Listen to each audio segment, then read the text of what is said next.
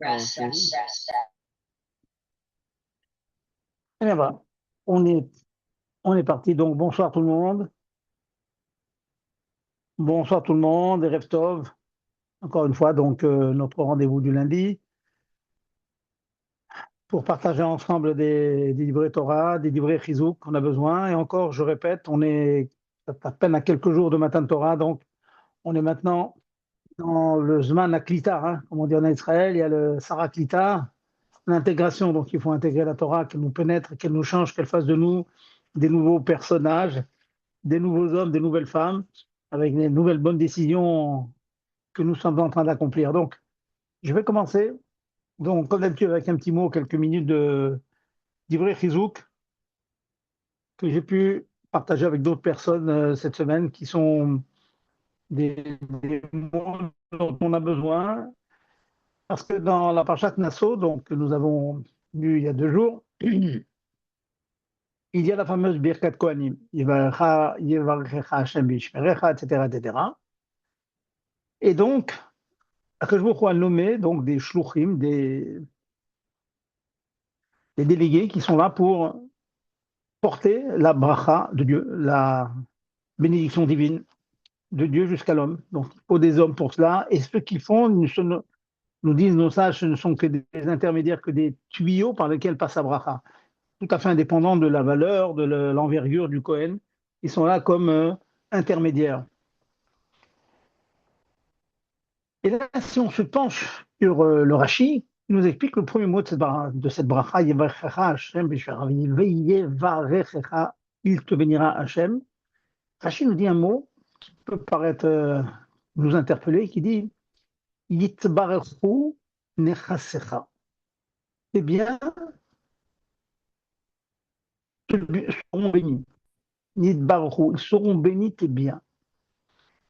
Si on regarde, vous savez que Rashi a toujours des mécorotes, il y a toujours des références, des bases sur lesquelles il nous donne son pérouche, son explication sur la Torah, mais là, quelque chose nous interpelle, que si on regarde le Midrash Tanchuma, le Midrashim, le Midrash Rabbah, il nous dit qu'il y aura une bracha de mammon, on aura plus d'argent, on aura dans le Kesef. Dieu va nous donner des richesses. Voilà.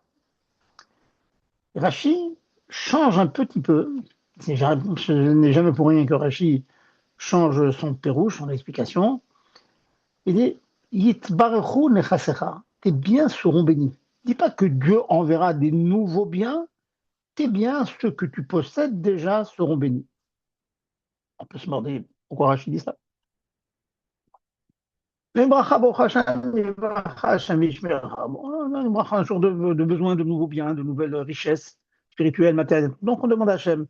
Hachem nous dit les biens que tu possèdes maintenant, Yitzbaruch seront bénis, vont multiplier d'eux-mêmes. On peut se demander c'est quoi la Nekuda, c'est quoi le point, c'est quoi que veut nous apporter Rachid. Bon, il faut bien sûr les profondeurs des yeux du rabbi pour nous extraire donc la substantifique moelle des psukim de la Torah. Et le rabbi pose une question simple. Il demande cette bracha, on a passé des parachutes, si vous allez selon mes lois, alors Venatati, et Birkati à la Haaretz, je donnerai toutes mes brachas, on en a parlé il y a 2 semaines, je pense. Ça veut dire que cette promesse divine, que si on se comporte bien, si on fait les mitzvot, eh bien, que Baruch Hu nous bénit, il nous envoie ce dont on a besoin. C'est déjà dit, ça y est. C'est une répétition ici. C'est pas évident d'expliquer que peut-être, la Birkat Kohanim vient nous ajouter que, certes, ceux qui se comportent bien, ceux qui font les mitzvot comme il faut, ceux qui font des belles filotes, des bonnes zakot, etc., alors eux, ils auront, si vous allez d'après mes lois, alors je vous donnerai ce dont vous avez besoin. Mais ceux qui n'ont pas l'investissement suffisant, ceux qui ne font peut-être pas les mitzvot comme il faut, eux, ils n'ont pas cette bénédiction. Alors viendrait le Passouk Yevarecha nous dire que même ceux-là seront inclus dans la bracha. On pourrait penser peut-être comme ça. Mais comme c'est difficile de dire que cette bracha viendrait donc quoi? Elle viendrait inclure les gens qui ne sont pas complètement investis dans la Torah. Elle ne concerne pas tout le monde. Elle concerne tous les charidim, tous les gens qui sont les charidés Dvar Hashem, qui sont investis dans la parole d'Hachem. C'est le Birkat Kohanim, c'est pour ceux qui sont moins investis. Difficile de dire ça. Apparemment, le passou qui vient verser tout le monde. Et les Kohanim, quand ils se bénissent les gens à la chaude, ils se bénissent tout le temps, hein. Les plus grands comme les plus petits, donc c'est évident. Et le rabbi de proposer l'explication suivante, c'est forte. Yitbaruchu nechasecha, ça veut dire que ce n'est pas une nouvelle bracha, que des biens dont on ne sait pas où ils pourraient venir viendront. Des biens extérieurs. C'est une bracha interne. Les biens que tu possèdes, eux-mêmes, vont être bénis. C'est un concept qu'on a déjà vu, si vous vous souvenez déjà, que une Birkat Hashem, quelquefois la nourriture qu'on a dans le ventre, elle est bénie. C'est-à-dire, elle est bénie. Ça veut dire qu'on peut manger peu en quantité, mais avoir une satiété, un rassasiement complet. Ça, c'est la bénédiction dans la quantité. En peu de quantité, on ressent le bénéfice d'une grande quantité. Ça, c'est une bracha. Eh bien, c'est une extension, en fait, de cette bracha, que les biens qu'on peut avoir, eh bien, ils vont être beaucoup plus actifs, alléluia, beaucoup plus actifs que sans cette bracha. Et comme chacun le sait, on sait très bien que beaucoup de gens vous disent oui, j'ai gagné de l'argent, mais j'ai pas eu de bracha. Qu'est-ce que ça veut dire? J'ai eu de l'argent, mais c'est dépensé n'importe comment. J'ai eu un petit problème, tu prends une voiture, un problème d'assurance, et donc cet argent n'a pas eu de bracha. Et la Torah dit l'argent que tu as, elle aura la bracha. Tu vas en jouir autant que tu veux. De l'intérieur de ce que tu as. Alors, encore une fois, c'est pas que à la banque, vous avez 10 000 et vous avez 100 000. Mais les 10 000 que vous avez, ils vous donneront une jouissance, un profit de 100 000. Et pour illustrer cette idée, je vais vous raconter une histoire que j'ai vécue personnellement la semaine dernière. La semaine dernière, j'ai raconté ça à la chouette ce Shabbat, ça fait sourire les fidèles. Je reçois un courrier, et il y avait donc sur l'enveloppe, il y avait la cellophane donc on voyait par transparence, c'est marqué Trésor public, Bureau des amendes. Waouh, des amendes. Alors je me suis dit, voilà, qu'est-ce que je fais? Je fais attention, pas dépasser les vitesses indiquées, je fais attention je regarde autour de moi, quand je conduis prudemment. Je ne voyais pas encore pourquoi j'aurais une amende encore, et pourtant c'est marqué Bureau des amendes. J'ouvre l'enveloppe, on dit, bon, de toute façon, Kol Mina Shamayim, Kol Beyad Hashem, je dois avoir des dettes quelque part, donc voilà, on me fait payer mes dettes avec une amende. J'ouvre le papier, certains l'ont peut-être connu, un petit papier vert, une grande feuille comme ça avec en bas un petit papier vert à découper selon des pointillés. C'était un chèque, messieurs, dames, un chèque. Et je vois, monsieur, etc., nous sommes contents de vous restituer la somme suivante qui était un trop-plein sur je ne sais quel qui date de je ne sais combien d'années, complètement oublié. Et donc, j'ai eu le plaisir, s'il vous plaît, de recevoir un chèque du Trésor public. Alors, en général, le Trésor public, c'est quand on paye, hein. On paye les impôts, on paye les amendes. Le Trésor public qui me donne une jolie somme en me remerciant, s'il vous plaît. Et j'ai eu un immense plaisir en remplissant le petit coupon qu'on remplit quand on donne le chèque à la banque. L'émetteur, donc le donateur, c'était le Trésor public. Et le récepteur, c'était moi-même. Je me suis dit, ah, ça doit être la sikha que j'ai faite cette semaine qui m'a donné un bracha. Donc, vous voyez, un petit exemple, pas des millions d'exemples. Qu'est-ce que ça veut dire que tes biens peuvent être bénis? L'argent ne t'attend pas, un trop-plein perçu, je ne sais quand, ni comment, d'impôts, je ne sais quoi, et qui est restitué. Voilà.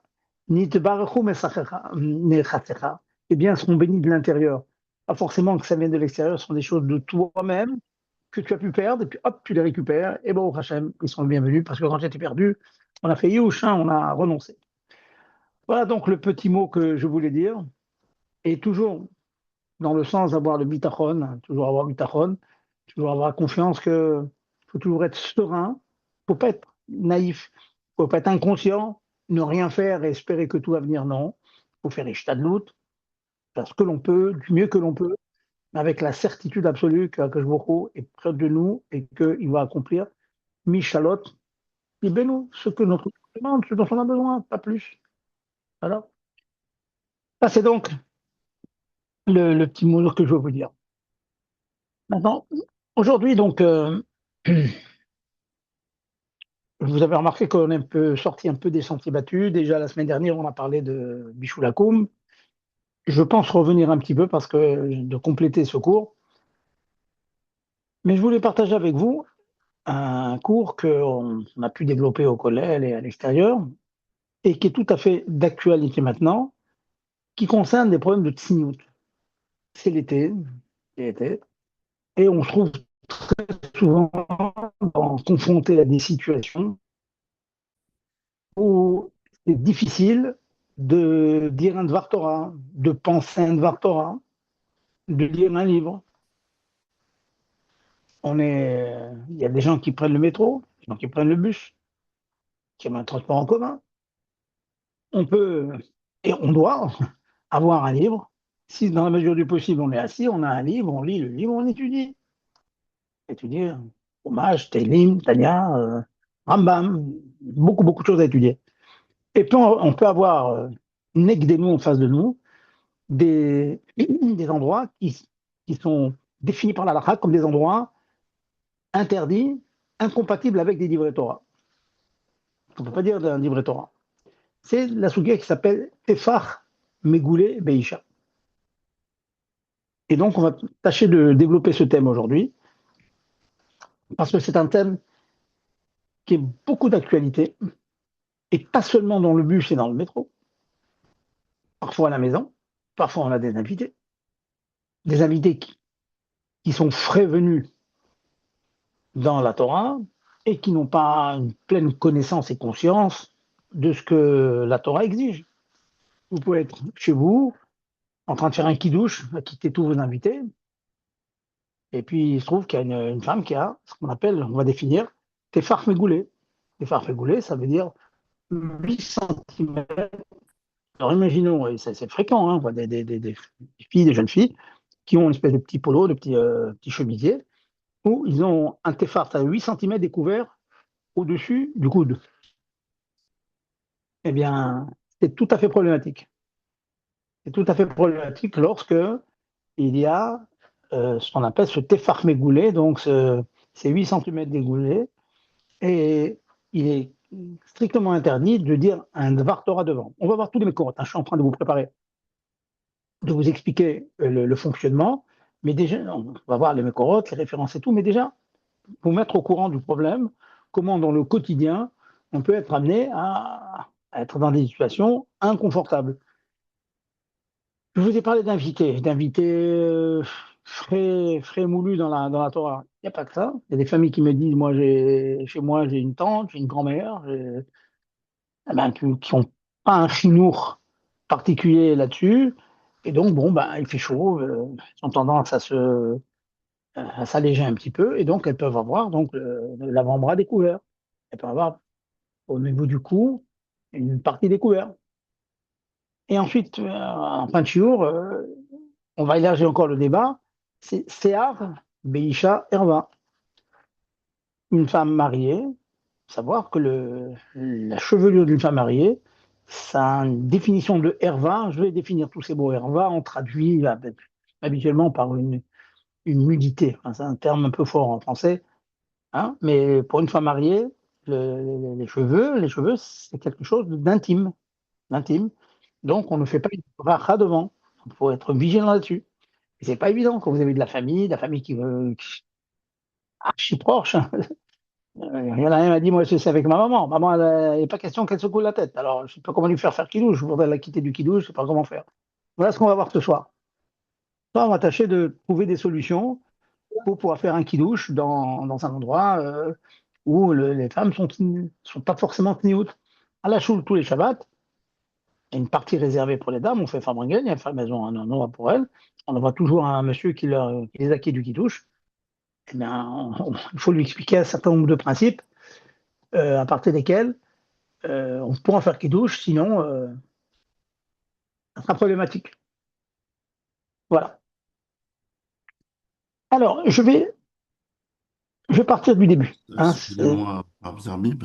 oui, À ce moment-là, s'il y a un invité qui est qu'on ne peut pas vexer et qui a pas de sniout, est-ce qu'on se retourne quand on fait la bracha? voilà.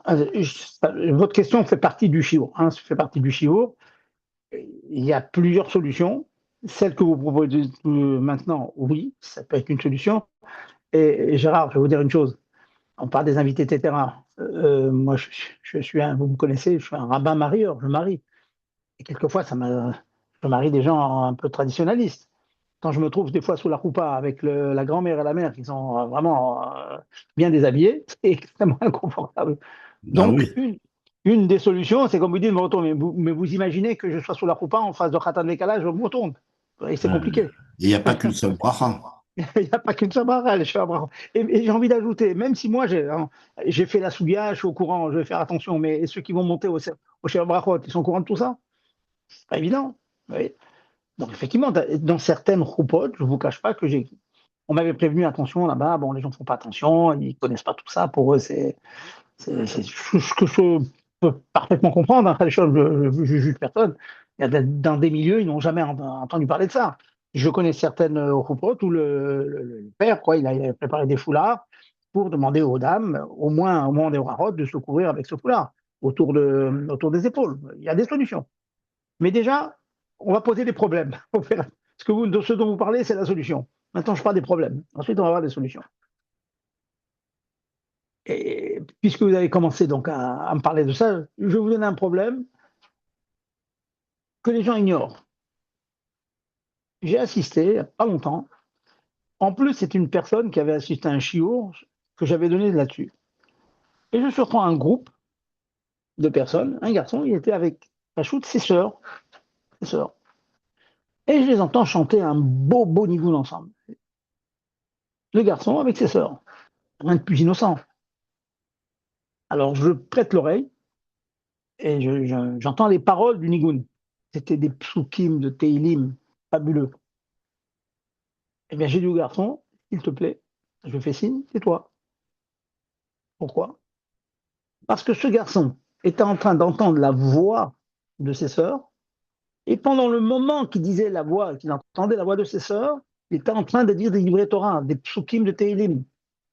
Et on va voir tout à l'heure, nos Chachamim disent dans la Gemara Brachot d'Af Chavdaled 24, Kol Beisha Erva, la voix d'une femme, c'est ça.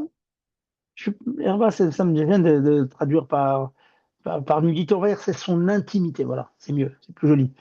C'est son intimité, c'est quelque chose d'intime. Tu ne dis pas un Dvar Torah devant l'intimité, même de ta sœur.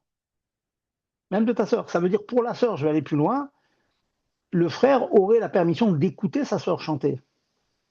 Alors qu'écouter une voix de femme autre que sa sœur ou sa femme, c'est interdit. Pour ça, j'ai pris le cas de la sœur. Il a le droit d'écouter la voix de sa sœur, mais il n'a pas le droit, pendant qu'il écoute la voix de sa sœur en train de chanter, lui-même chanter avec elle, parce que quand il chante avec elle, il dit des psukim. Voilà, vous comprenez le point. Donc, vous voyez que j'espère que les gens qui écoutent ce shiur ce soir vont tâcher de faire attention, parce qu'on s'oublie souvent sur ça. Il y a cela, il y a aussi des cheveux découverts, etc. etc. Bon, je reprends donc à la base. Je reprends à la base. La Gemara Brachot, la phrase d'Alet, comme j'ai cité tout à l'heure, elle dit Amar Abitrak, Tefar Beisha, Erva. Tefar, je vous donne la mesure, c'est un carré minimum de 8 centimètres sur 8 centimètres. On sait très bien que ça arrive souvent. Des fois, que le dos un peu dénudé, le devant dénudé, au-dessus du coude, c'est extrêmement fréquent. Hein. Un petit débardeur comme ça qui découvre 8 centimètres, c'est vite fait. C'est considéré comme une nudité. Un mot très fort. C'est comme si on était devant vraiment la vraie herva, la vraie nudité. La Gemara demande là-dessus, alors je vais vous faire un petit shiur de Gemara aujourd'hui. Très court, vous inquiétez pas, très court. La Gemara demande la question suivante, mais qu'est-ce que Rabbi Yitzhak veut nous enseigner? De toute façon, on n'a pas le droit de regarder. Tu vas nous dire un endroit qui a 8 cm sur 8 centimètres, c'est une herva, mais si tu veux nous apprendre, il y a une halakha qui dit Assour les sakel, asfilu be'etzva ktana shel isha. Stakel, attention à la chose, même un petit doigt, alors le petit doigt c'est quelque chose qui habituellement est découvert, bon, ça ne donne pas beaucoup de pensées, de pensées négatives, mais les regarder avec intérêt, c'est joli, ah messieurs, quelqu'un me dit ah je regarde, elle a de beaux yeux, eh ben, regardez les yeux d'une Isha et dire qu'elle a de beaux yeux, bon, quand les yeux sont découverts, c'est pas de la nudité, mais c'est interdit, à sourd les stakels. Alors l'Agma a demandé, alors c'est quoi le chidouche? Qu'est-ce que Rabbi Israq va nous enseigner quand il nous dit Tefar Beisha Herva? De toute façon, on n'a pas le droit de voir. L'Agma répond Beishto, ça parle de sa propre épouse. Et donc, il n'y a pas d'interdiction de regarder. Un homme peut regarder sa femme. Si elle a l'avant-bras découvert, elle peut regarder. Alors, que vient nous enseigner Rabbi Israq? Il vient nous enseigner que malgré le fait qu'il aurait le droit de scruter, de regarder parce que c'est son épouse, il n'a pas le droit de dire un Dvar Tova devant. Les mots de la Gemara, Beishto ou Bekriat Shma. Kriyat Shma, c'est un terme générique pour dire n'importe quel Dvar Torah. Teilim, Pasouk et tout. C'est un terme général, générique général. Et donc, nous sort une halakha extraordinaire qui nous dit que, et ça, je vous demande de faire attention chez vous. Pour être chez vous, il y a la famille, on a ses filles. Mes filles. Des fois, elles sont assises sur le fauteuil, elles rigolent, elles chahutent, la malo. Bon, au Hachem, il y a de la simcha, il y a de la joie. Et en chahutant, bon, bah, elles ont quelquefois 8 centimètres qui se découvrent au-dessus du genou. OK, mes filles, bah, alors, mais je dois faire attention de ne pas dire mon Birkat Amazon devant, de ne pas dire un Télim devant, de ne pas étudier devant. Vous voyez? C'est ça. Et ça, ce sont des personnes qu'à la limite, j'aurais le droit d'être mistaquel de regarder, parce que c'est mon épouse ou bien mes filles. Vous voyez. Voilà donc de quoi parle Rav Israq. On parle donc d'une halakha. Donc, je répète, hein, que tout le monde comprenne. Il y a Issouri Staklut, il y a une interdiction de regarder attentivement. Et ça, c'est interdit même sans Divatora. Même je dis pas devant, hein, regardez. Dans le métro, regardez, oui, celle-là, elle est jolie, celle-là, elle est jolie, interdit. Maintenant, si on est devant des personnes sur lesquelles j'ai le droit de regarder, j'ai le droit d'être mistaquel, pas de regarder, d'être mistaquel, très bien, mon épouse, hein, pour le cas d'Agmara, Ishto, mais la vie que je mène devant le paysage, n'est pas une vie où je dis un Dvar Torah. Donc, si je dois dire un Dvar Torah devant mon épouse, je dis de manière orale comme ça, je dois me retourner. Ou alors, je lui demande tout simplement de couvrir son avant-bras ou couvrir son genou. Vous voyez. Bon, ça, c'est une halakha particulière avec Ishto. Maintenant, les poskim demandent la chose suivante. Ok, très bien, tu m'as parlé avec Ishto. Mais avec le cas qui nous intéresse maintenant ce soir, il n'y a pas que Ishto. Il n'y a pas que Ishto, pas son épouse. On a une femme étrangère, on a des invités, on a une cousine, une tante, etc., sur lequel il y a interdiction d'être mistakel. On n'a pas le droit de regarder. Donc, non seulement je n'ai pas le droit de regarder attentivement, et deuxièmement, je n'ai pas le droit de dire un Dvar Torah.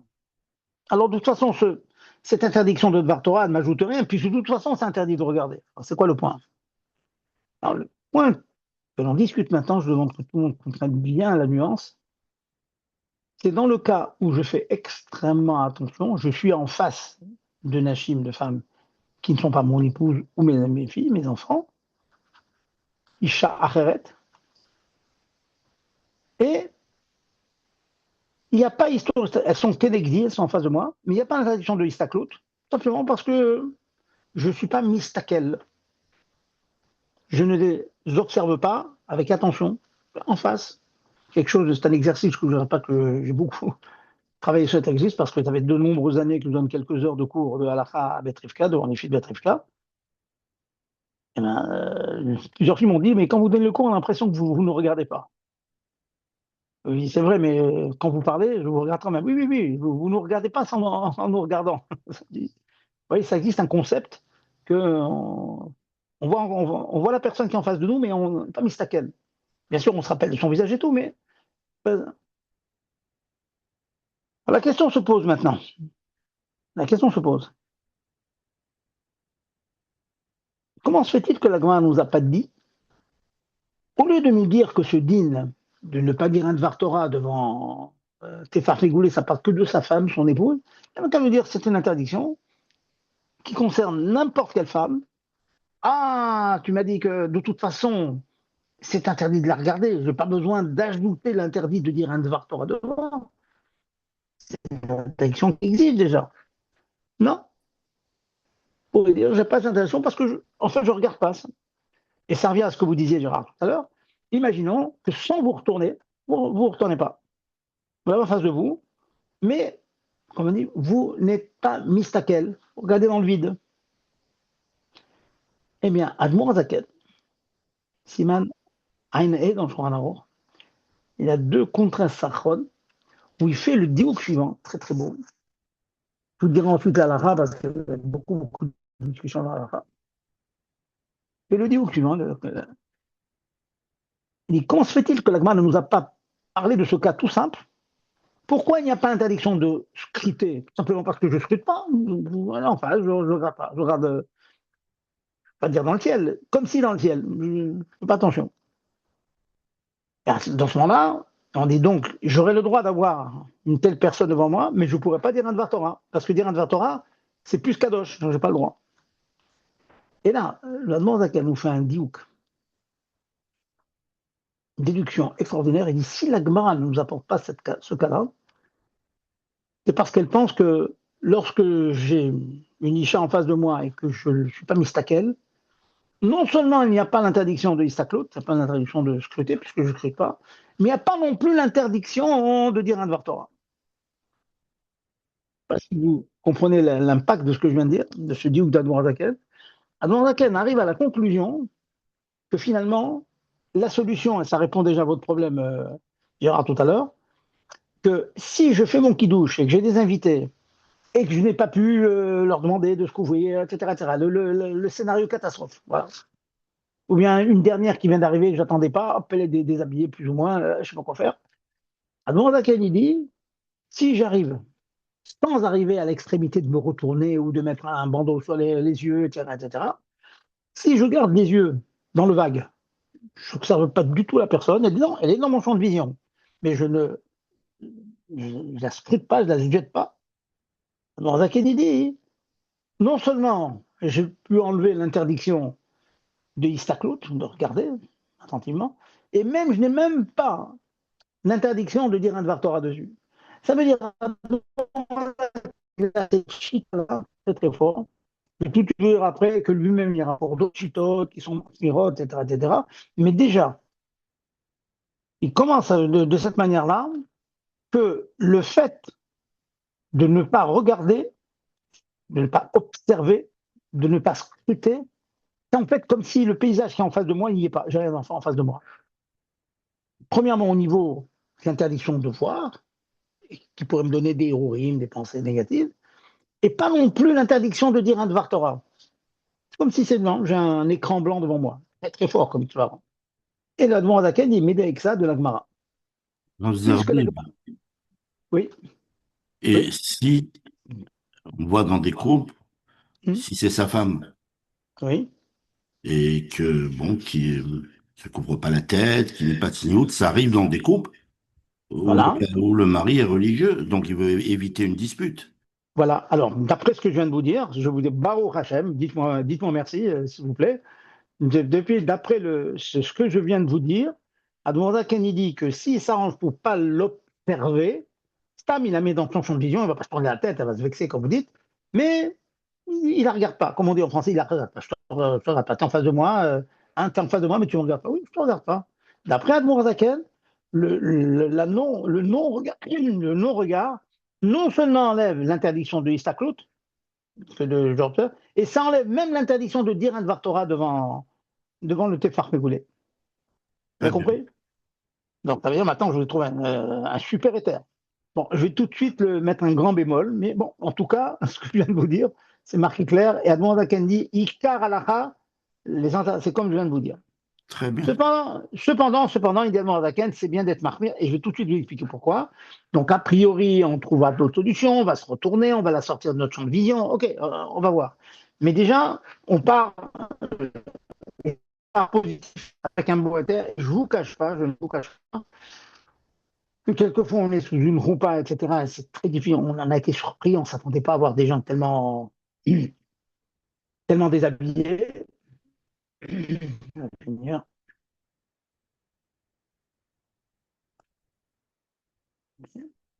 Rav Zerbib, vous Oui, oui, m'entendez? oui. Non, Il non, y a un problème de oui, c'est en réseau. train de.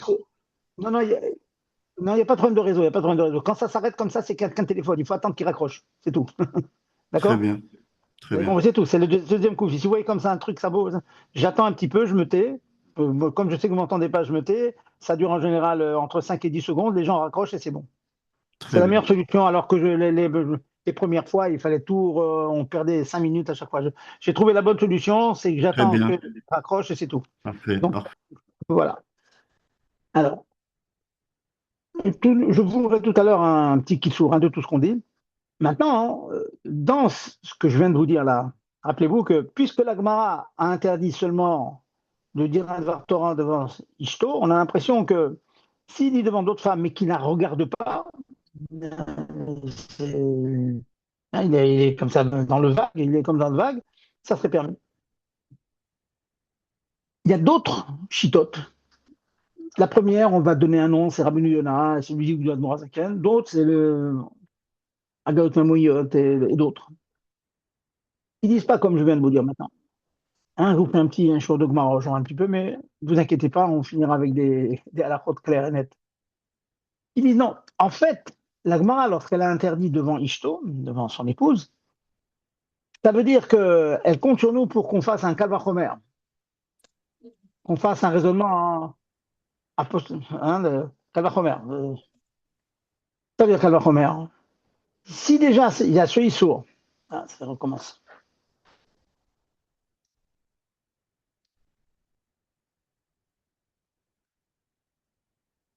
On va raccrocher.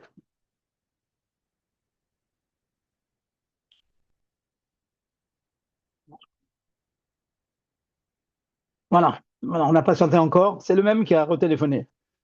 Bon, alors, il fait un raisonnement a fortiori. Si déjà là, on voit qu'on n'a pas le droit de dire un Dvar Torah devant son épouse, alors que son épouse a le droit d'être mistakel. Mais je n'ai pas le droit de dire un Dvar Torah parce que c'est un endroit qui habituellement est couvert, etc., qui peut donner des urines, des pensées négatives. Kalvachomer, lorsque je suis devant une autre Isha que la mienne, bien que en fait je ne suis pas en train d'être mistakel, de l'observer comme ça avec attention, mais je garde un peu dans le vague, malgré tout, malgré le vague dans lequel mes yeux baignent, malgré tout, dans mon champ de vision, j'ai ces Tefach Megoulé, et donc c'est incompatible avec le fait de dire un Dvar Torah. Et donc, on revient à votre question. Vous avez l'invité surprise et qu'il y a l'avant-bras complètement découvert et qu'il y a un décolleté, etc., etc., ou bien le dos, etc., etc. D'après ces chitotes-là, je n'ai pas la solution de garder mes yeux dans le vague. Et là, il faut arriver. Alors, je vais arriver du cal au cavet, du simple au compliqué. Une des solutions, c'est de sortir le Tefar Megoula en question de votre champ de vision. Pas toujours évident, mais c'est possible. Quelquefois, sans, je sais pas remarqué. Je sais que quand je suis autour de ma table, ça m'arrive d'être tourné plutôt vers la gauche, plutôt vers la droite. Je ne suis pas fixe comme une statue, toujours en face. Donc, on peut discrètement s'arranger, pas toujours, mais souvent, on peut s'arranger pour faire en sorte que le Tefar Megoulet, que c'est 8 centimètres, ce carré de 8 sur 8, dénudé, découvert, soit hors de mon champ de vision. Et s'il est hors de mon champ de vision, je peux faire la bracha. Une solution. On a un chidouche aussi du Tzemar Tzedek qui dit que même si je ne peux pas la sortir de mon champ de vision, si je connais les brachot par cœur, ce qui n'est pas évident pour tout le monde, Si je connais le kiddush par cœur ou les brachot que je vais faire, etc., ou c'est les sheva brachot, si c'est le rav en général, bon, il les connaît par cœur, il peut fermer les yeux.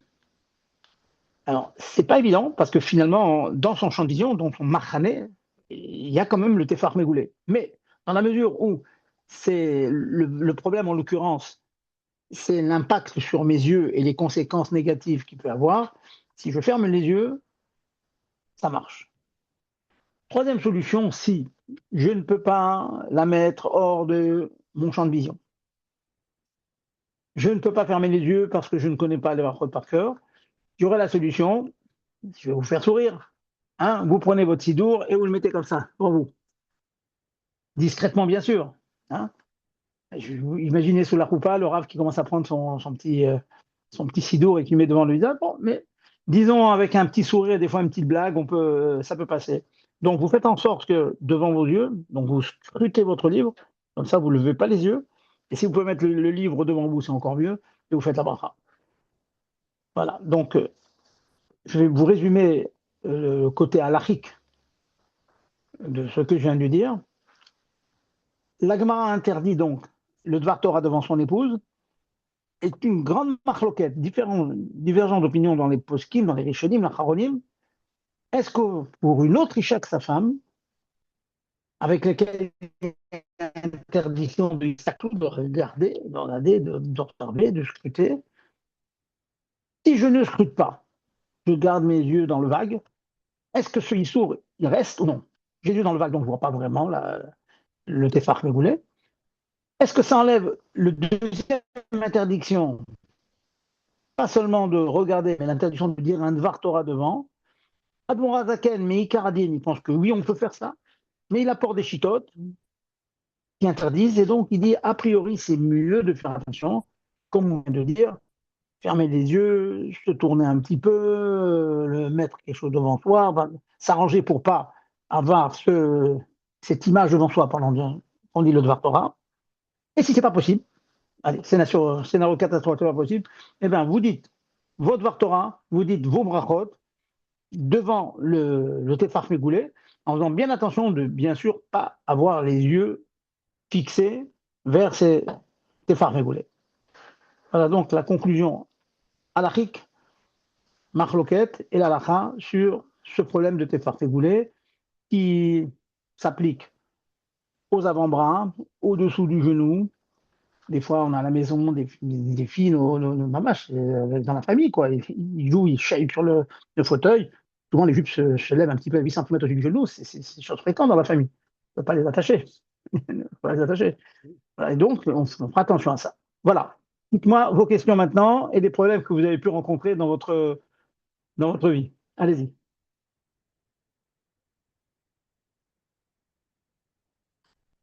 Pas de questions? Allô? Gérard? Non, moi, ça y est, j'ai posé mes questions. C'est bon? Et il n'y a pas d'autres personnes? Messieurs, mesdames, allez-y, n'hésitez pas. Pas de questions? Est-ce que mon chiot vous interpelle ce soir? Est-ce que vous connaissez tout ça ou bien non? Ça vous apprend quelque chose? Si je peux me permettre, Rav. Permettez-vous, madame, allez-y. On est là pour ça. Bonsoir. Bonsoir. Donc, enfin, si, j'ai pas trop bien compris. Alors, je voudrais que ce soit clair. Allez-y, posez vos Donc, questions. si par exemple vous avez une invitée qui n'est pas de sniout, Voilà. donc normalement il faut pas faire de Dvar Torah devant elle. Voilà, exactement. Exactement. Vous avez tout à fait compris. Et Alors, donc, pour les brachot, les il faut brachot, tourner la pareil, tête. madame. Pour les brachot, c'est pareil. Pour Ah ouais? les kiddush, c'est pareil. Attendez, je vais quand même nuancer. J'ai parlé quand même pendant 40 minutes. Donc, Non, j'ai entendu. Donc ouais. après, vous avez donné les solutions, mais ok.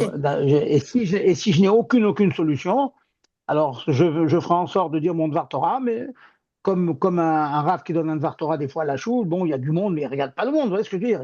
C'est dans son champ de vision, mais on ne les regarde pas, hein, souvent. Quand je donne un cours devant mes élèves à Petrivka, devant des filles, je ne les regarde pas, c'est tout. Mais j'ai les yeux dans le vague, je suis dans mes pensées, je suis dans mes halakhot. Voilà. C'est compliqué parce que même en fin de compte, quand on va dans une roupa, un rave, et si la mariée n'est pas de sniout, c'est problématique. Madame, je vais vous faire sourire. comment je suis arrivé à faire ce cours. En général, c'est un cours pas classique. Au Kollel, on est en train de faire le programme de Roupa avec Kiddushin. Je suis en train d'enseigner à mes Kollelman comment être Messadé avec Kiddushin. Comment faire Oui. la bague, le prix, tout, la Ktuva et tout et tout. Et la première halachot dans le programme de la Rabbanout, c'est Ilchot Tzniut. Vous voyez ce que je veux dire? Parce qu'il n'y a pas un arabe qui a pas ce problème-là. Vous faites des shorvachot et tout, il faut bien trouver la solution. Donc avant de parler de la bague et de la ktuva et des témoins, etc., avant tout ça, on dit mais comment faire des brachot? Et donc, c'est vraiment des choses tout à fait d'actualité. Et donc, le rab doit savoir comment se dépatouiller quand il est avec une. Mais et je peux vous poser une petite question, Rav, parce que Allez. quand vous savez que vous allez faire une roupa, on prévient pas le Khatan et la Kala de façon à ce que. Ah, oui, alors bien, il est clair que pour moi, bon, j'ai Baruch Hashem l'habitude maintenant. euh, Parfois, autrefois, on ne le fait plus maintenant, on dit une tenue décente et déguisée, etc. C'est évident on prévient. Seulement, madame, vous n'êtes pas sans savoir que le Khatan et Kala, aussi de bonne volonté qu'ils soient, ils ont les invités, ils ont leurs copains, ils ont leurs copines, et des fois, leurs copains, copines, ils viennent d'un autre monde.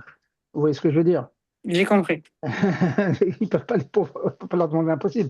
Alors, et ces garçons et ces filles qui viennent d'un autre monde, ce que j'appelle, moi, on est Chabad, nous, au Hachem, donc au contraire, on leur saute dessus, on leur met des filines, vous voyez ce que je veux dire. Mais, Bien sûr. mais ils n'ont jamais entendu parler, ils ne savent pas ce que ça veut dire, qu'est-ce qu'il y a, je suis bien, il fait chaud, on a chaud. Donc, c'est pour ça qu'on prend ça à la route, pour savoir comment se dépatouiller lorsqu'on est dans de situations.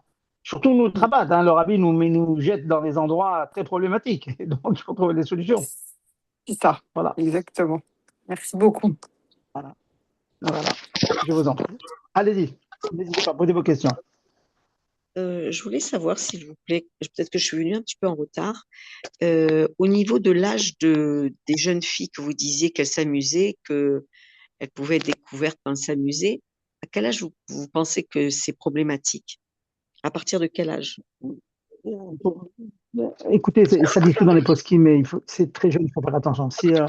Déjà, là, c'est sûr qu'à à l'âge du kinour, c'est-à-dire 5-6 ans déjà, c'est un problème. 5-6 ans, c'est déjà des grandes petites filles. Et donc, si elles ont les pieds en l'air, etc., il faut leur dire il y a des gens qui font des brachot. Ou alors, s'éloigner, vous voyez. Je sais qu'elles sont toujours en train de faire des cabrioles, etc., des pieds en l'air. Baruch Hashem, j'ai beaucoup de petits-enfants. Je vis ça tout le temps. Et je fais attention de ne pas faire un bracha quand elles sont découvertes, vous voyez. Donc, D'accord. il y a même qui sont marqués, madame, devant la mila du bébé qu'on va faire la brise. Le Moël, il met la main devant. Pour vous dire, alors c'est un petit bébé, c'est rien, ben voilà. On est marqué, il ne veut pas faire la bracha devant la mila. Il met la main devant.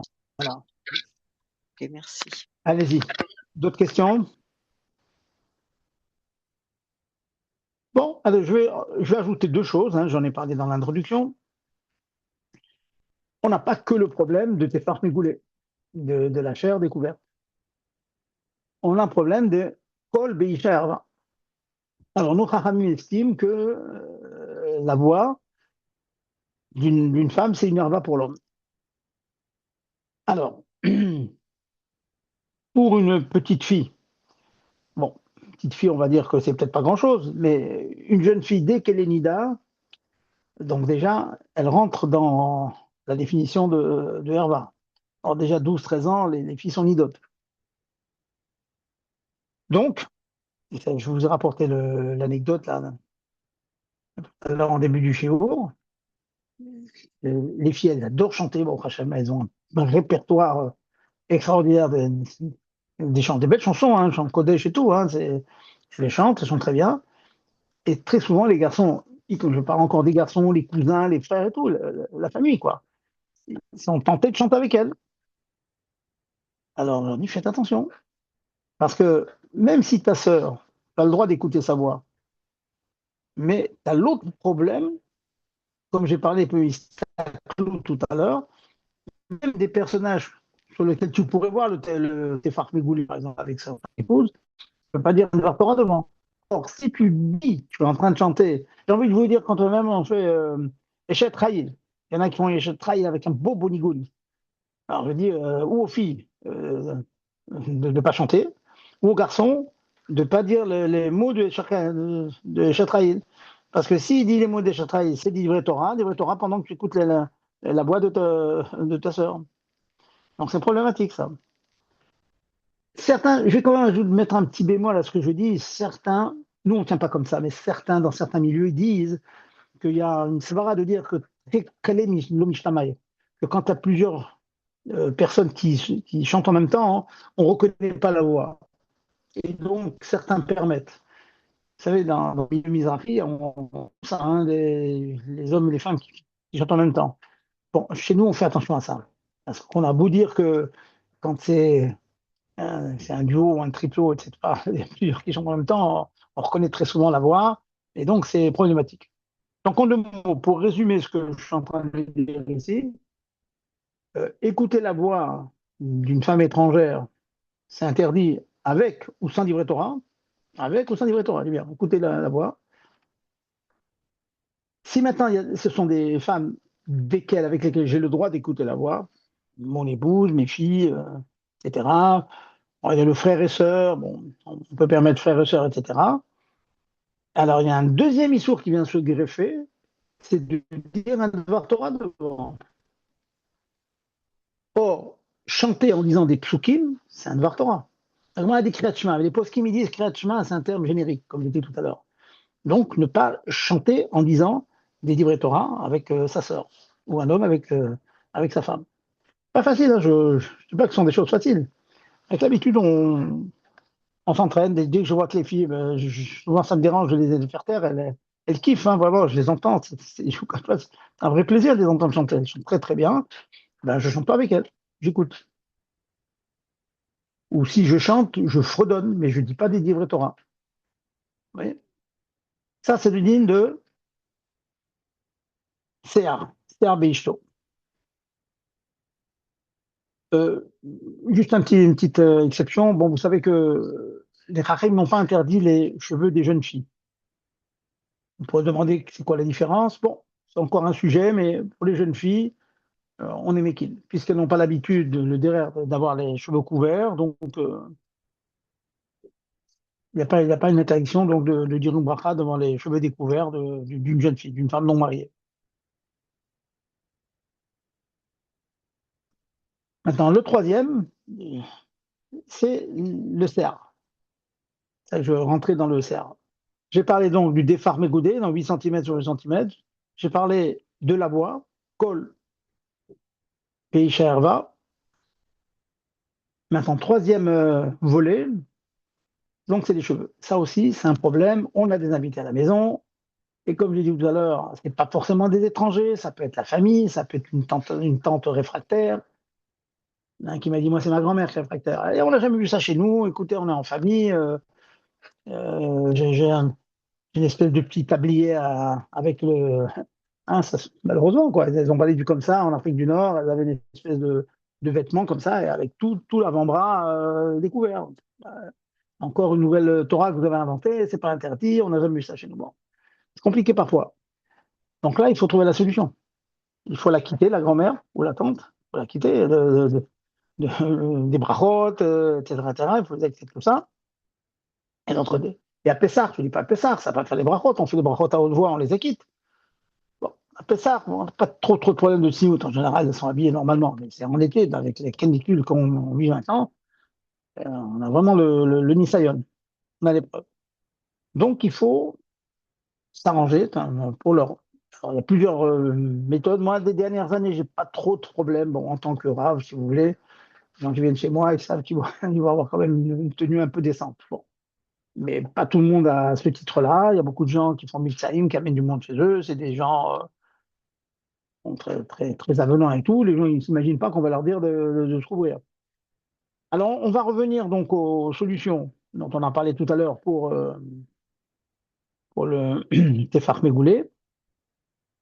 Première solution, c'est de proposer un foulard. Madame, si ça ne vous dérange pas de vous couper les cheveux, vous couvrez les cheveux juste pour les brachot. Première solution. Si ceci ne marche pas, eh bien, on tâche de la mettre hors de notre champ de vision. Pas toujours évident, mais c'est possible.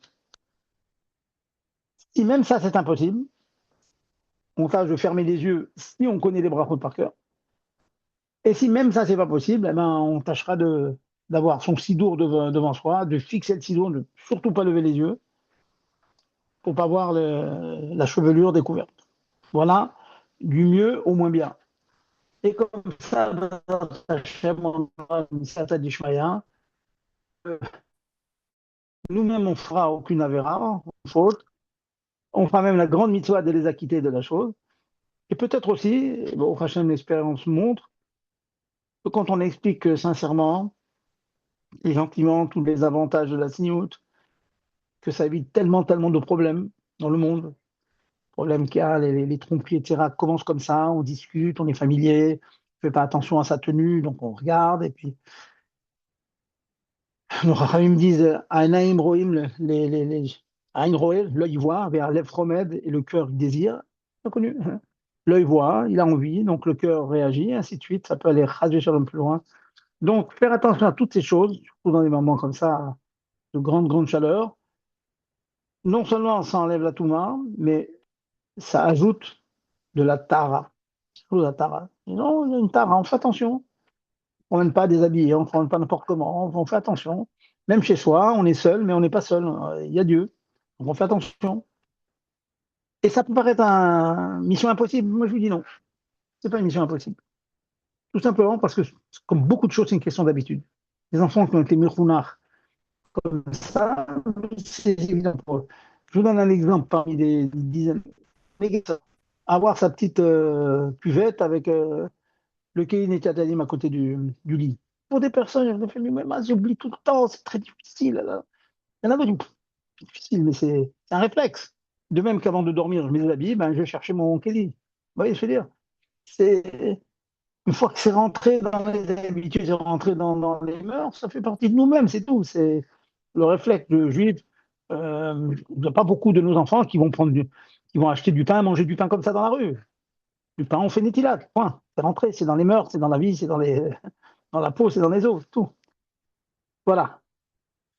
Voilà, je boucle la boucle. Hein. S'il y a des questions, je suis à votre disposition. Mais faire rentrer de la gdoucha, de la sainteté dans sa maison, avec quelques petites halakhot qu'il faut maîtriser, c'est kidaï, ça vaut la peine. Allez-y, je vous écoute. Des questions? C'est bon? Bon, bah, Gérard, on va boucler. Comme ça, je suis à l'heure aujourd'hui, au Hachem. On a bouclé le chiour. Je ferai une petite razara. Bon, Hachem, C'est bon? c'est très bien. Voilà, écoutez, la semaine prochaine, je ferai une petite Khazara de 2 ou 3 la C'est toujours bien hein, de faire Khazara. Il y en a qui n'ont pas écouté, il y en a qui ont écouté, pas forcément tout compris. Et comme ça, ben, Hachem, même une Khazara sur Bishulakoum aussi, hein, on a Bon, besoin. et puis, de toute façon, Rav Zerbib, tout le monde sait maintenant que on peut faire la Hazara sur YouTube, puisque la Ah, vidéo c'est est bien, sur Khazak. YouTube. Et Dieu bénisse, il y a déjà près de 4000 vidéos sur YouTube. Donc, celui qui veut revoir et refaire les Hazarot, bah, il va sur la Il y a chaîne. de quoi, hein, il y a de quoi. Eh ben, c'est parfait. Bravo. Bonne Ok, soirée. alors bonne soirée et à très bientôt, Bezat Hachem. Hein. Kol Tov, Ah, bah, à tout de suite au Betamikdash, Rav. Amen. Bezat Hachem. Mais on ne va pas finir, on va encore étudier. Vous inquiétez pas, madame. Il y a Ah, pas bah, de... je sais très bien, mais ce sera encore plus sympathique là-bas. Ah, je suis d'accord avec vous. Allez, Au Koto. revoir, Kalto. Allez, au revoir.